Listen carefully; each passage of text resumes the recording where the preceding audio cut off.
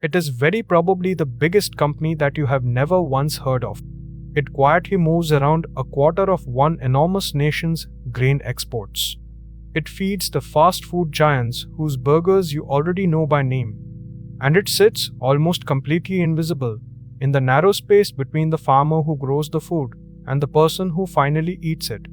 And for more than 150 years, it has done all of this while refusing again and again and again to ever sell a single share of itself to the public. That one stubborn refusal turned out to be its greatest secret weapon of all. This is the story of Cargill. Here is the pattern worth learning. Call it staying private and thinking in decades. When you truly own the whole of a thing and you answer to absolutely no one on the outside, you are suddenly free to make the slow, patient, deeply unglamorous bets that quietly compound for a century, while all of your rivals are busy scrambling to please the market by the end of the next 3 months. Ownership, it turns out, is not merely vanity. Ownership is the sheer freedom to wait. So travel back to the year 1865. A man buys a single small grain warehouse, sitting right at the very end of a railway line, betting quietly that the great railroads would soon come spreading westward across the country. And from that very first day, the little company was entirely private and entirely his own. But then, in 1909, disaster struck.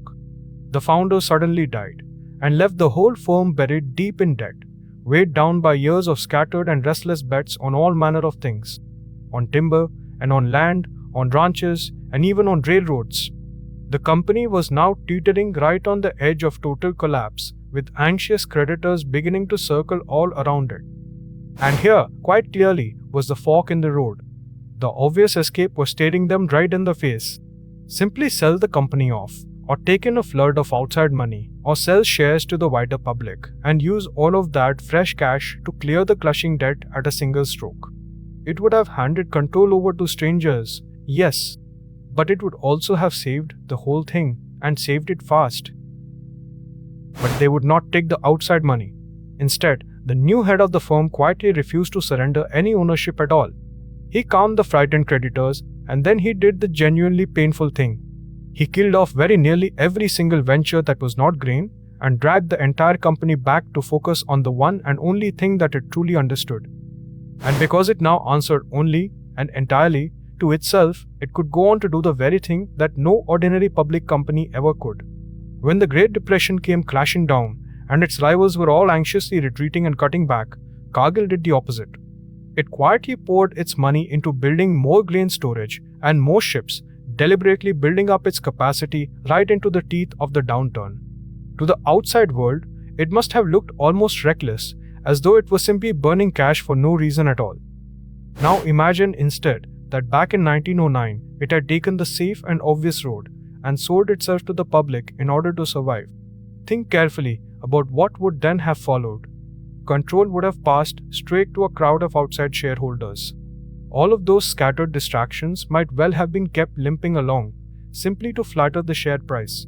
And that bold, counter-cyclical spending all through the Depression would almost certainly have been punished by the market rather than quietly rewarded. In all likelihood, the company would have been chopped up, endlessly optimized for the next 3 months, and it would never ever have become the great invisible engine of the world's food. Because that patient, private, and deeply well-informed machine spent an entire century building up its storage and its ships, and above all, its quiet knowledge of the world's crops. So that when 1972 arrived and a failed harvest suddenly forced a whole superpower to rush out and buy staggering amounts of grain all at once, Cargill was one of the small handful of firms that the entire world simply had to rout through. Wheat prices very nearly doubled in a single year. The patience, in the end, had quietly built the fortune. And so today, Cargill stands as the single largest private company in its entire country. It moves something like a quarter of the nation's grain exports. It feeds the giants of fast food. It operates across some 70 different countries. And after more than 150 long years, it is still, remarkably, owned by the very same founding family. It is not invincible, and it has certainly stumbled in leaner years. But the fundamental shape of the thing has held, right the way through. So here is the lesson worth keeping. The money that you quietly choose not to take can, in the end, prove to be worth far more than the money that you do. Because ownership buys you patience, and patience, given enough time, quietly compounds into something enormous.